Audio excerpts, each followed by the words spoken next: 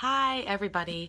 I am going to give it just a second here before I get started to make sure that it's actually showing up on the Facebook page on my computer so that I can see any comments. Awesome. I already see it. Okay. So my name is Laura Pennington, and I'm super excited to be here today. Interesting story because this is the first phone call, business related event, anything that I've been able to do all week because I've actually had the flu and I was out all last week on vacation, and it actually ties in really well to what I'm going to talk to you all about tonight, because in the past, if I would have left my business for almost 2 weeks, it would have completely crashed and burned.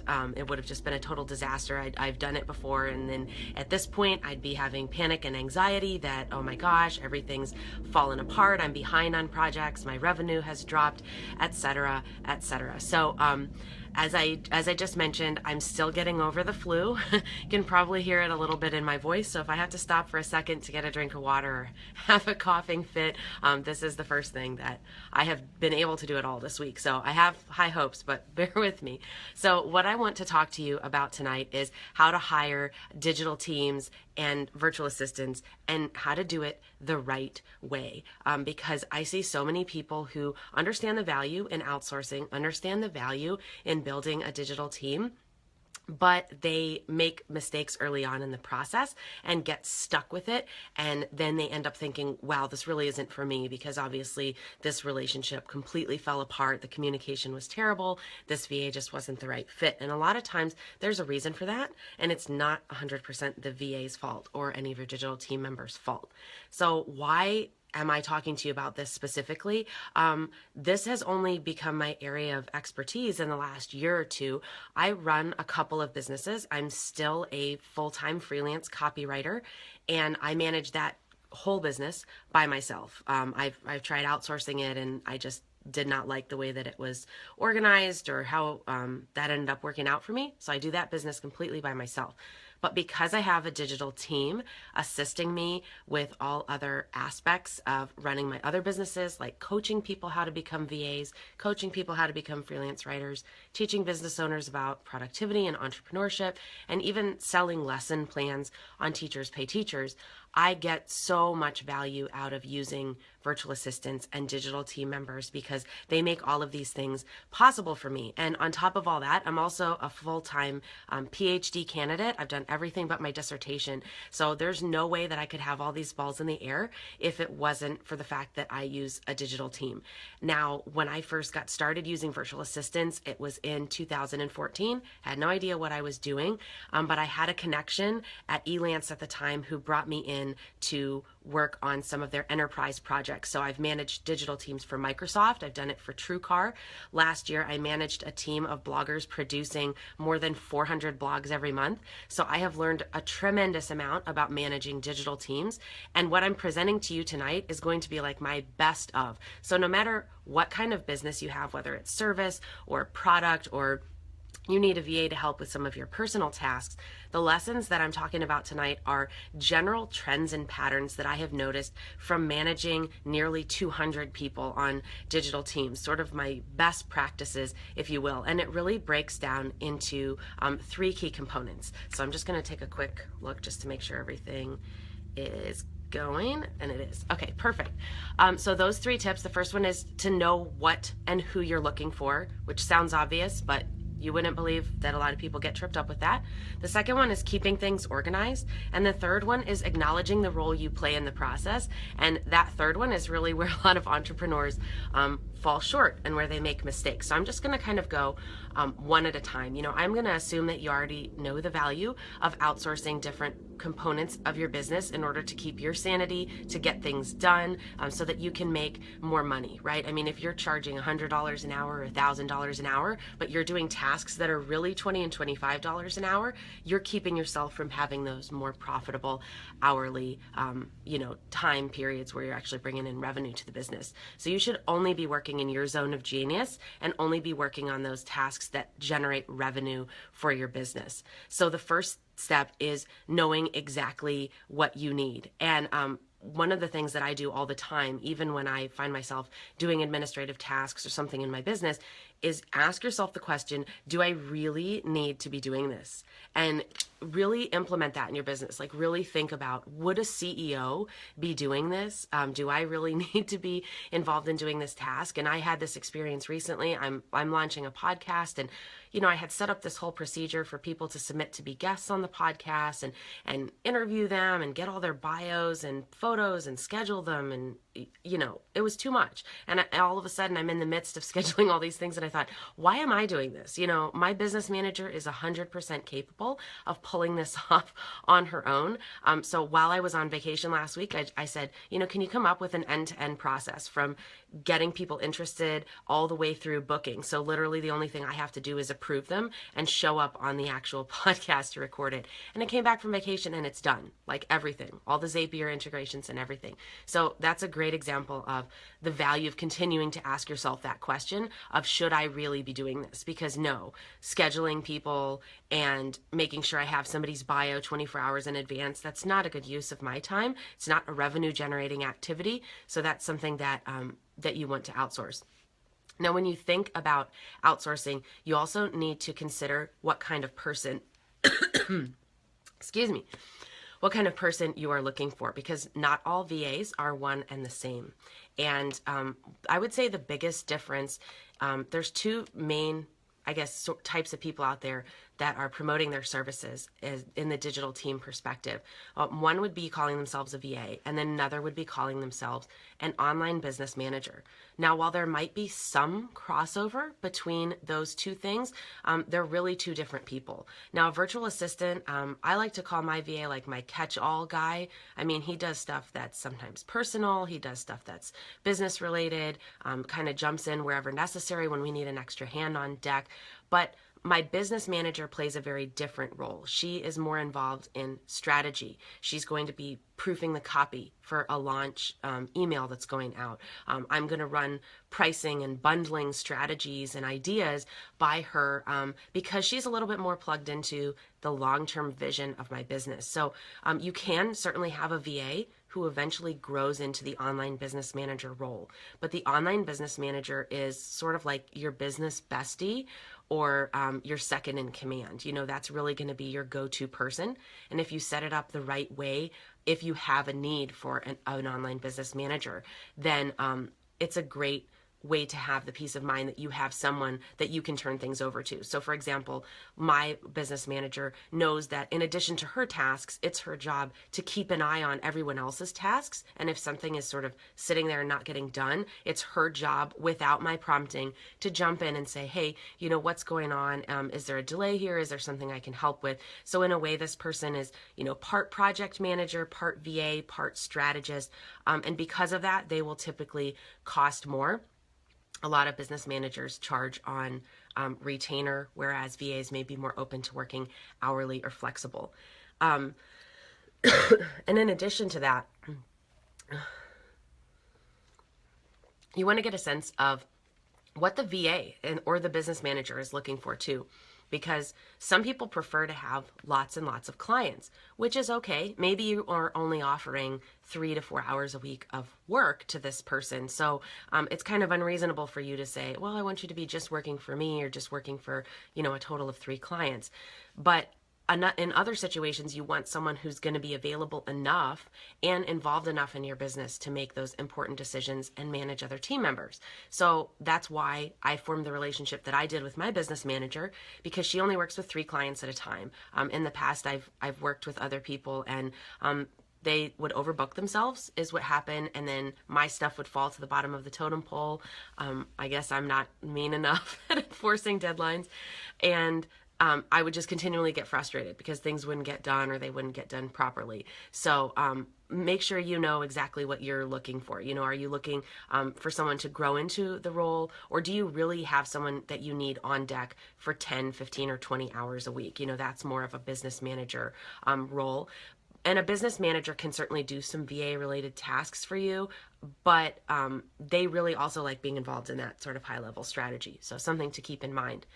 My final recommendation in this section of knowing what you're looking for is I strongly encourage you to get the person on the phone. Now, if this is going to be, a logo designer that you engage once every 4 months, probably not necessary unless you're doing a total branding overhaul.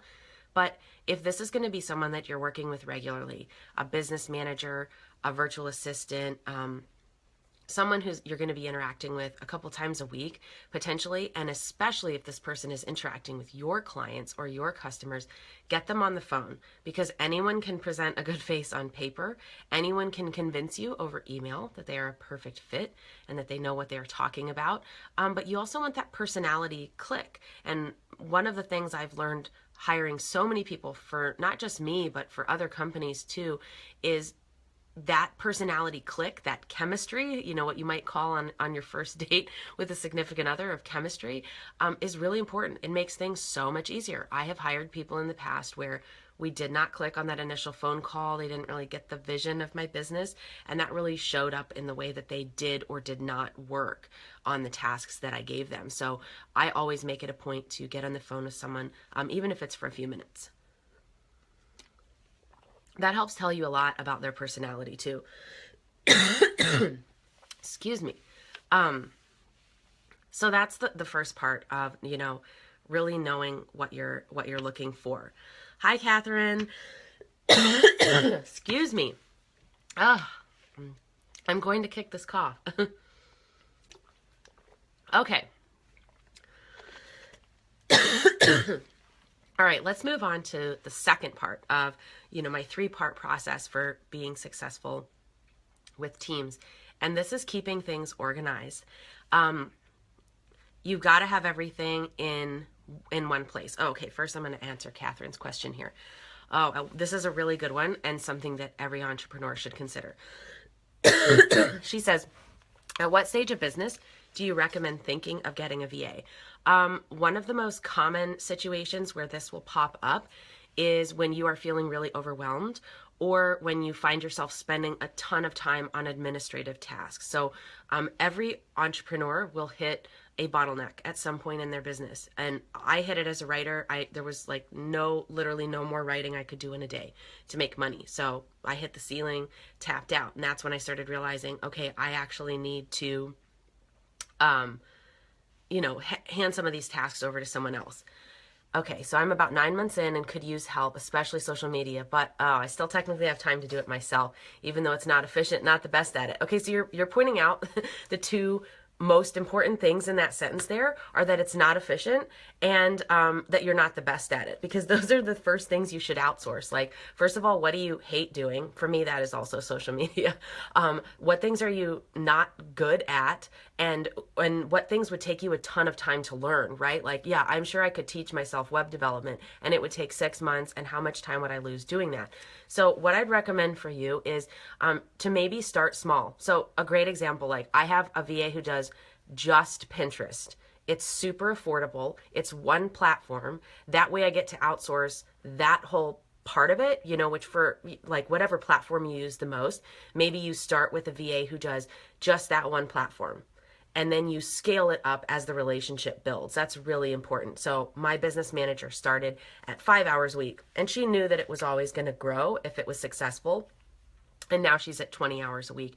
And that was over the course of a couple months that we scaled it up. So I would recommend doing like a test project, a 30-day trial period, anything that is not efficient or that you don't like doing. It's got to go. Like a CEO would not hesitate for a second, right? Like these CEOs of these multi-billion-dollar companies, like they outsource everything, and that, I'm not saying you need to do that in your business, but it's that mentality is really important. And for me, it was a silly conversation that actually got me started outsourcing. I had a mentor at the time, and I was thinking about buying a lawnmower, and we just had moved into a house with a huge backyard.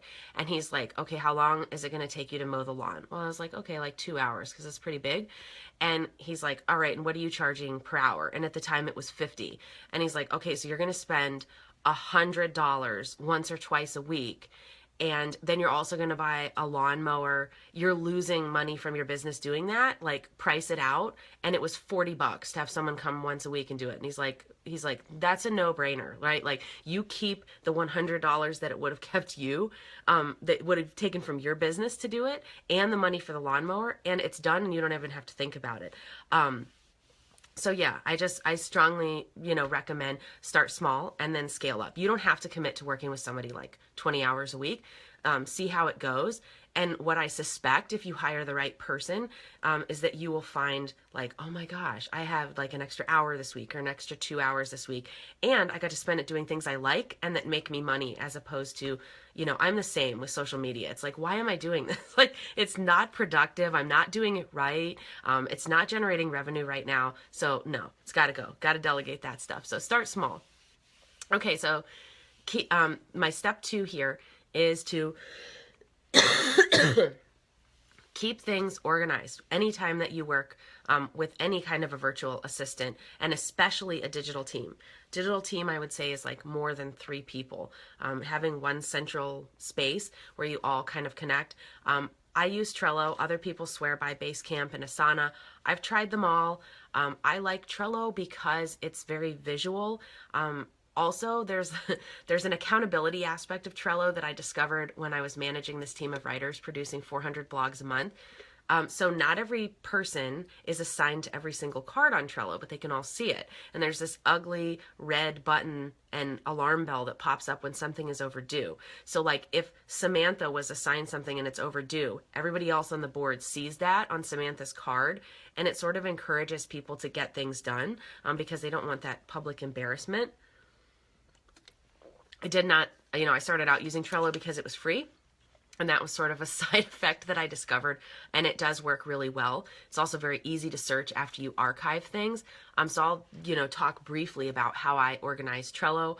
Same sort of ideas could work for another software.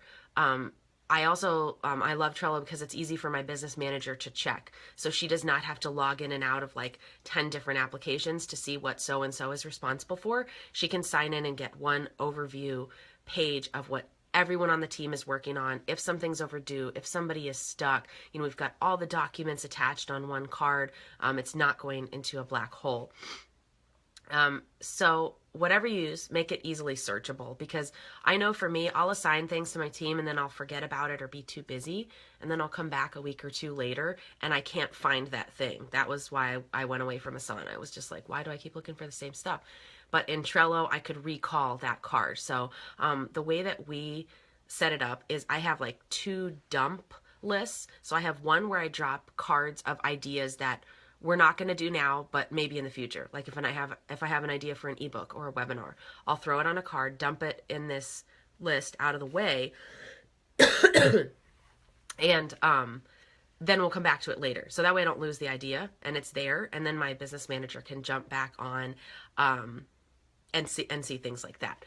And then another one I like to use, we always assign things like it'll say like priorities the week of December, ending December 8th. And then I'll put everything that I want my team to know, this has to be done by December 8th.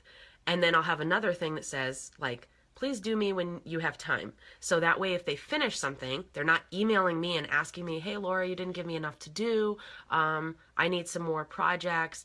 There's always something there. It's just not, that way they know what the priority is. So they're not going, oh, well, I'm not really sure what I'm supposed to be working on. Now I need to go email Laura, and they're filling up my inbox. So that way we have a constant stream of ideas. And it's very easy to move the cards back and forth and assign responsibility. So maybe I write a blog post and they put it into WordPress, but then it comes back to me for final proofing. So that's what I like to do. My final tip for this, no matter what service you use, your software for project management, is to assign tasks to your team on Fridays. There's multiple reasons for this that I found.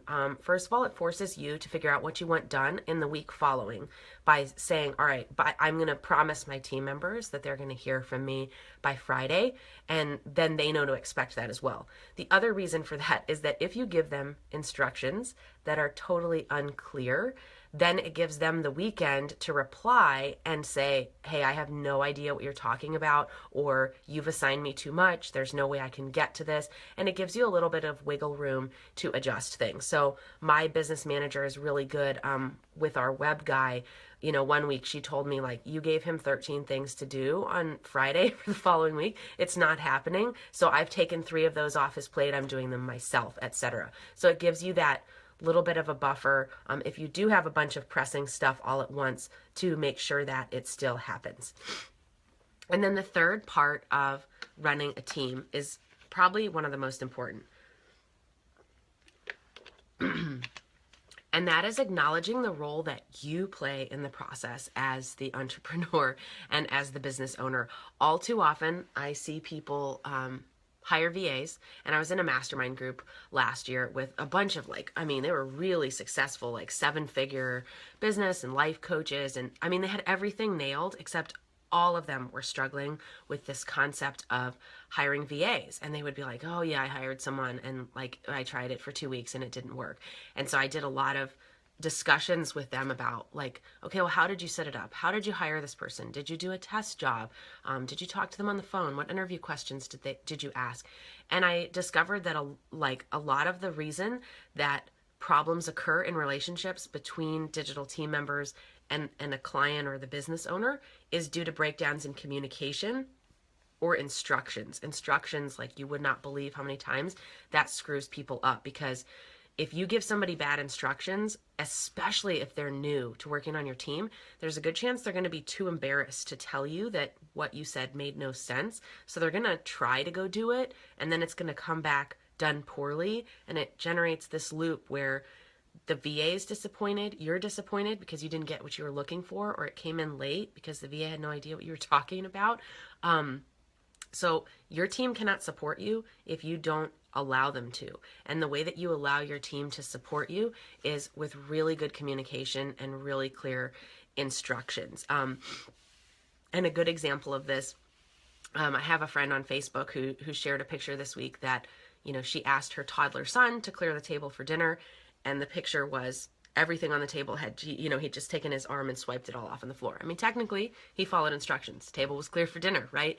But we have to be super specific, and particularly when you're working with a digital team, because you don't have that human relationship, and you know, you're not meeting face to face, and it's really difficult if that happens. It's very frustrating for the VAs too. So most failures are due to poor instructions and communication. Oh yeah. And Catherine says, my boss was so vague. Exactly. I mean, being vague, or like, from the perspective of the business owner, sometimes we think we're being really clear and it makes no sense. You know, I just got an email from my business manager yesterday, and she's like, the second paragraph of your email makes no sense. I don't know what you're talking about. And so it's good to have somebody on your team, at least one person, who's going to be there and respond when that stuff pops up, because the business owner is in their head. They're thinking about this 24/7. So they have a vision of how it's going to play out, but sometimes that vision is unrealistic. Sometimes that vision is not being communicated properly to somebody else. So how do you get around that? First of all, give instructions via video whenever you can. Multiple reasons for this. The first reason is that way your VA can go back and rewatch the video 10 or 15 times if they need to, but that way you're not sitting on a Skype call for an hour walking them through it. So that's a huge one. Then what if that person leaves your business? Now you have to retrain somebody completely new, or what if you just add another VA? Now we have to go through that whole process over again. Whereas if I have a library of videos, like how to upload social media content to Hootsuite, how to add a blog on WordPress, how to change a Squarespace template, things like that, I can automatically refer my new team members to those videos, and they can train themselves, so that content is being used over and over again, and it's not as, you know, painful, where it's sort of one-on-one. And then they don't feel awkward if they don't get it the first time, because they can go back and watch it again. And then another recommendation that I have here is to check in regularly, even if it is just with your second in command. This is a really common mistake that I see a lot of online entrepreneurs make. They think they get really excited about delegating, and then they delegate all these things but never follow up. And so when the team does have questions or when there's a snag, it's really hard for them to get around those obstacles. So you want to check in, and if you've trained your second in command or your business manager to kind of be at the ready and manage these other people, you can check in with him or her and say, hey, how are things going? Where are the snags? Where do we need to develop better processes?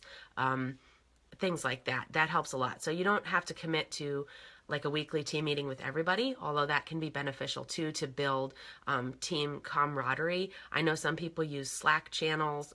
My team, two of the people on my team have gotten married this year, so we'll do like threads of, sharing everybody's wedding pictures and things like that. Do extra stuff to sort of build that camaraderie as a team, even if they've got other clients, right? This isn't exclusive to if they're the only, you're the only client that they have or one of only a few.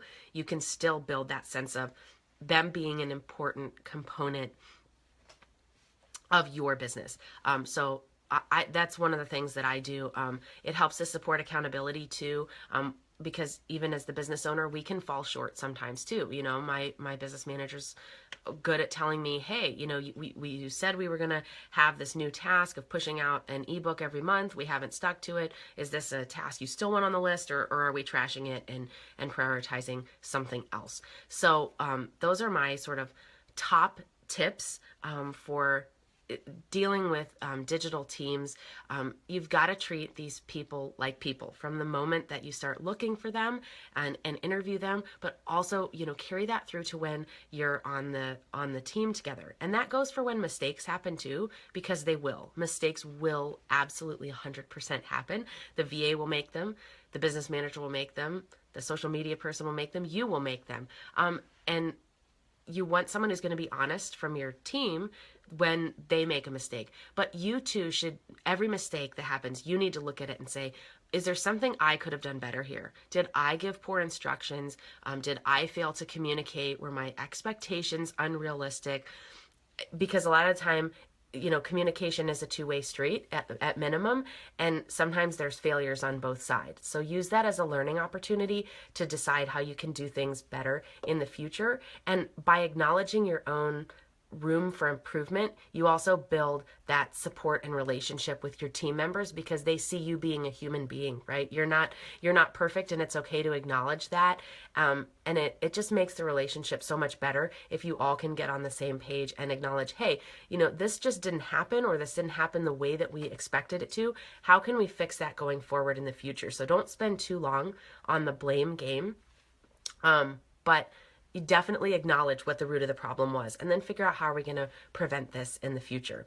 So it's just a couple minutes before 8:30. So Catherine, I don't know if you have any more questions about hiring a VA or managing a digital team, but I will hang out here for a minute or two and see if anybody has any specific questions about delegating or happy teams online.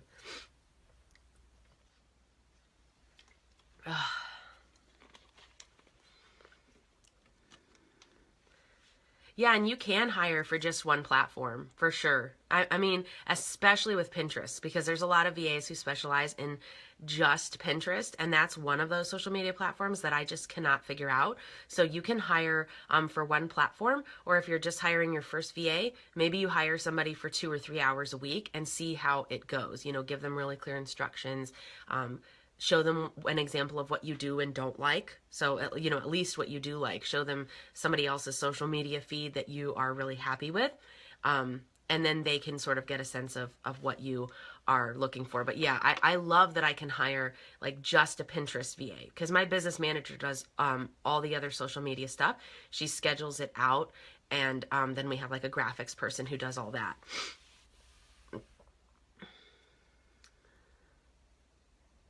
Yeah, and it is. I mean, you have to think of it as an investment, and especially if you design the content in advance, you can really bootstrap it. So I used to pay somebody to do the whole end-to-end social media thing. She would create the images for the blog post. She would create the pins. She would schedule it into Tailwind and Board Booster and across all the social media platforms. But for me, I wasn't seeing enough return on investment from social media specifically to continue supporting that much expense towards it. So what we did instead is the third week of every month, we come up with 20 posts for each site. We come up with the blurbs we want with it, the link it's actually going to point to, and then that goes to the graphics person, and then she turns around like a pack of 20 for each site in the various formats, Instagram, Pinterest, blah, blah, blah. And then my business manager takes all of that and drops that into Hootsuite and all of the schedulers. And I mean, the graphics are like total, they're very affordable. I mean, I would say it's like just a few $100s to get all of that done. So like we just finished last week, like everything for December is scheduled. So we'll add extra stuff in there. But for me, there's a lot of peace of mind in knowing that I do think social media is important. However, it's not the biggest source of my traffic, so I know I'm not going to spend most of my money there. But to know that we've bootstrapped it, like everything still looks good, it's still going out, but I'm not spending hundreds and hundreds of dollars on it. So you definitely can. And get quotes from people. When you go into those Facebook groups and ask around, get quotes from different people, ask for their areas of expertise. Go look at their social media pages, see what they're creating for themselves and for others. Yeah, I don't see a lot of return on social media either. And it is that 6 of one, half dozen of another, because everyone's like, well, you need to build a following. And then you'll see ROI. Like, okay, but I can't spend $1,000 a month to maybe, make 100. That's crazy. So bootstrap it. You totally can. And it can still be in your voice with your branding in the graphics and all that. I would say ballpark for a social media specialist is probably going to be between $20 and $30 an hour, but you'll also find a lot of people out there who are offering packages. So for example, my Pinterest person charges $200 flat rate for all Pinterest. Now that's for multiple websites and things that she's managing. I know people who do all the social media for like $500 a month. But you could work out something where it's affordable specifically for you. So definitely, you're probably going to find that there are people who do it hourly, but I have seen lately a lot more social media people are charging package basis. So that's again, like I would make a big spreadsheet, the person's name, their website, your first thoughts looking at their own social channels or their clients' social channels, their rates. That's what I do whenever I'm hiring someone and I'm looking at a bunch of different people. And then I will do like a must-have list, and I'll put like X's, like, they're available during my business hours or whatever. And then I just sort of see who's the best fit. So I think that is everybody's questions. So I am going to go ahead and wrap it up. But I hope that this was super helpful. And anyone who's viewing this after the fact, and if you still have a question, feel free to pop it in, and I will try to respond via text if possible. But I hope this has been helpful. Oh, and Catherine has one more question. Where do you usually look for VA Facebook groups? Yes, Facebook groups are a good place. I have also, you're going to hear people go both ways on this one, but I have successfully used Upwork. But I also know quite a bit about hiring on Upwork because I have worked with that platform as a freelancer and a client for so many years. My business manager's from Upwork, my web guy's from Upwork. Facebook groups, the best place to look for a VA is a referral. Find somebody else and ask who they've been happy working with. Because like I know personally, I will never recommend someone that I don't think is like a 10 out of 10. So ask other people who've hired VAs or have been happy with it. Because everyone will tell you like, oh, I'm great. And a lot of people are, but it really helps if you find someone who has used that person for a similar purpose for what you're looking for. So someone else who's used them for social media, what was their experience? What kind of growth did they see? How often did the VA communicate? Did they ever go above and beyond the hours or anything like that? Is super helpful to know. So I'm going to go ahead and log off because I don't want to hog up any more of the time in here, but thank you so much, and especially Catherine for your excellent questions. They're super helpful, and it'll probably help a lot of other people. So hope everybody has a great night.